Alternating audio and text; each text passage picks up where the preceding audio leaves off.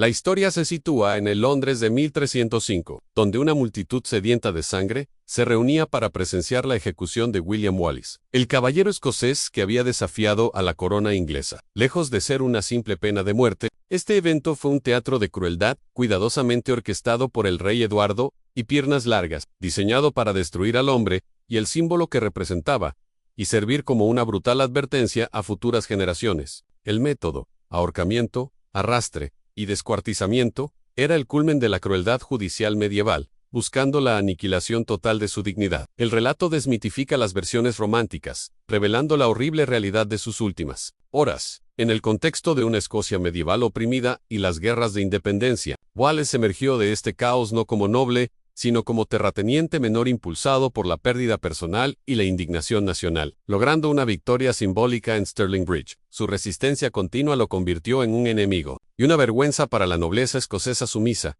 haciendo de su captura una prioridad política. Tras años de búsqueda, fue traicionado en agosto de 1305, y su viaje a Londres fue una tortura psicológica, siendo exhibido como un rebelde. El juicio en Westminster Hall fue una farsa legal, una pieza de propaganda para justificar su predeterminada ejecución por traición, un cargo que él negó al no reconocer a Eduardo como su soberano. La sentencia se ejecutó con solemnidad, ceremonial, arrastrado por las calles, ahorcado pero no hasta morir, destripado vivo, decapitado y descuartizado, cada parte con un significado simbólico de degradación y destrucción. La mañana del 23 de agosto de 1305, Londres se convirtió en un espectáculo, una fiesta pública donde la multitud abucheaba a Wallace mientras era arrastrado, consciente, por las calles. En Smithfield, el verdugo realizó el acto de desmembramiento, exponiendo los órganos internos a la multitud y quemándolos, un acto destinado a deshumanizarlo por completo. Finalmente, fue decapitado, y su cabeza, conservada en alquitrán, fue expuesta en el puente de Londres, mientras sus cuartos se enviaban a diferentes ciudades escocesas como mensajes físicos del poder inglés y las consecuencias de la resistencia. Contrariamente a la intención de Eduardo, y de aplastar la resistencia, la brutalidad de la ejecución de Wallace la fortaleció, convirtiéndolo en un mártir, y un grito de guerra que inspiró a figuras como Robert the Bruce, y a futuras tácticas de guerra escocesas sin cuartel. Su muerte también afectó la reputación de Inglaterra en Europa. La extensa documentación histórica, tanto inglesa como escocesa, detalla el evento y su impacto duradero. El legado de Wallace trasciende su muerte, convirtiéndose en un mito fundacional del nacionalismo escocés, influyendo en el derecho internacional y la concepción de los derechos humanos. Su historia ha sido contada a través de siglos en arte y literatura, convirtiéndose en un poderoso símbolo de la lucha entre opresión y libertad. La ejecución creó un trauma colectivo en el pueblo escocés, transformando el horror en una fuente de fortaleza. La forma de su muerte y su carácter público fueron una declaración sobre la justicia medieval y el poder estatal, buscando no solo castigar, sino también acondicionar psicológicamente a la audiencia. La meticulosa documentación subraya la intención inglesa de crear una narrativa histórica a su favor. Reflexionando sobre la ejecución, confrontamos verdades incómodas sobre la naturaleza humana y el ejercicio del poder, cómo lo extraordinario puede volverse rutina y cómo la civilización es frágil. La transformación de Wallace de rebelde a mártir ilustra la naturaleza impredecible del simbolismo político. Su historia, en última instancia, es un recordatorio del precio de la libertad y el costo de los principios, resonando aún hoy como una llamada a honrar el sacrificio por la dignidad y la libertad.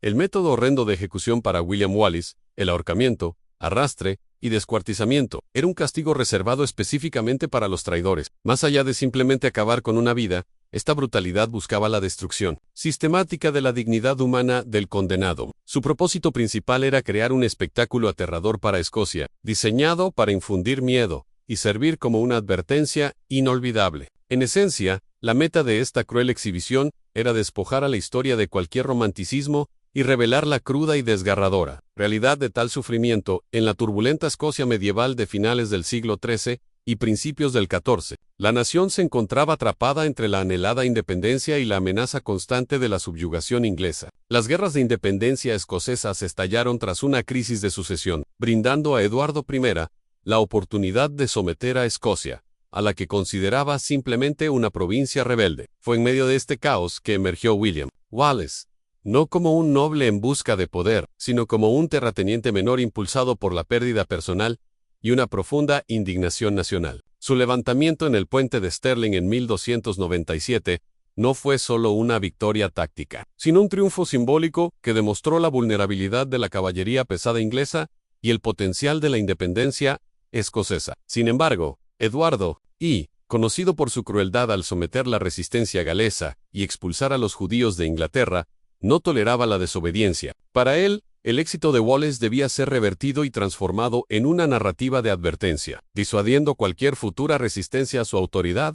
En 1305, la mayoría de los nobles escoceses se habían sometido al rey Eduardo I de Inglaterra, haciendo de la resistencia continua de William Wallace una vergüenza y un enemigo persistente para la corona inglesa. Su captura se convirtió en una prioridad tanto militar como política, lo que llevó a una intensa búsqueda de Wallace durante años, utilizando espías, informantes y colaboradores. Eduardo incluso puso precio a su cabeza, lo que provocó el aislamiento de Wallace de sus partidarios. Finalmente, en agosto de 1305, fue traicionado y capturado cerca de Glasgow, probablemente por Sir John Menteith. Su captura fue celebrada en Londres, marcando el inicio de la humillación que le esperaba a manos de Eduardo I.